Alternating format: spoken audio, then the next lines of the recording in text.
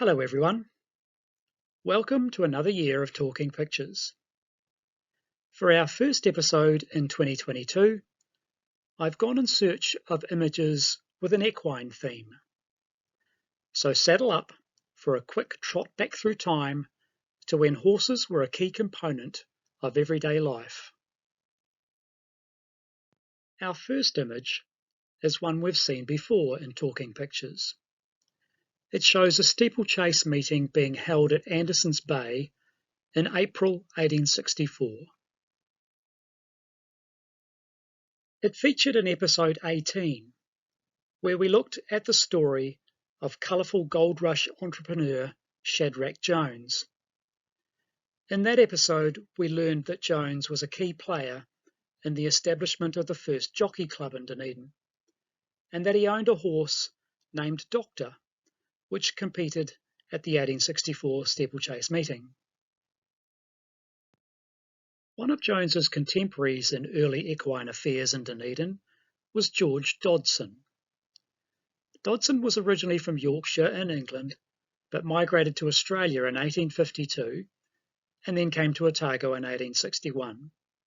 Here he became proprietor of the Port Chalmers Hotel, and for some years also operated the Empire Hotel. In 1874 he bought himself a thoroughbred stallion, which was a progeny of an Epsom Derby winner. He also purchased some top quality mares and began breeding horses at his property in Sawyers Bay. Like Jones and Dodson, John Freeland came to New Zealand in the early 1860s, arriving at Bluff on the ship Sir William Eyre in April 1863. He began working as an ostler for Cobb & Co, grooming horses at stables along Otago coach routes. In 1866, he married Isabella Booth, and the couple moved to Kyburn, where John continued to work as a groom and Isabella as a housekeeper. Until in 1874, they bought the Pig Route Hotel, which was the overnight stopping point for coaches plying this route to central Otago.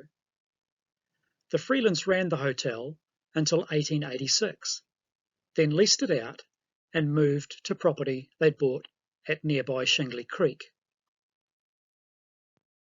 Nearly a decade later, after finishing his supper one evening in 1895, John Freeland went to his kitchen and retrieved some powder, which had been prescribed to help relieve a recurring pain in his left side.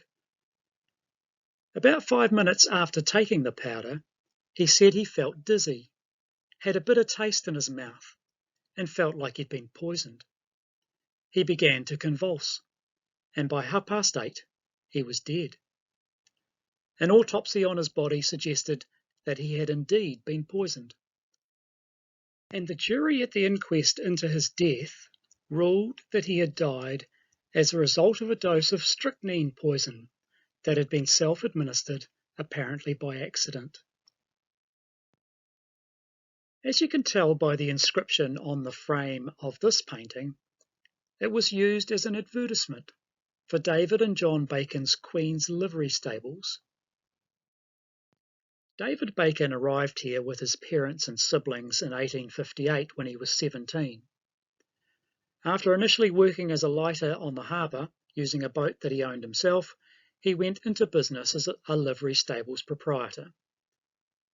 The firm, which he was proprietor of for about 35 years, would become one of the oldest of its type in New Zealand. And it was once said that what David Bacon doesn't know of the quadruped is hardly worth learning. The painting is by George Ferdinand Fodor, an artist who lived in Dunedin in the 1880s and who would become well known for his paintings of horses. And this painting, by David and Sarah Jane Bacon's son Alfred Edward, appears to be an attempt to mimic Fodor's one. Alfred Edward Bacon became a coach painter for a local carriage maker and later for the Dunedin City Transport Department. So there you have it, just a few of our collection of artworks that feature horses. See you next time, and thanks for watching.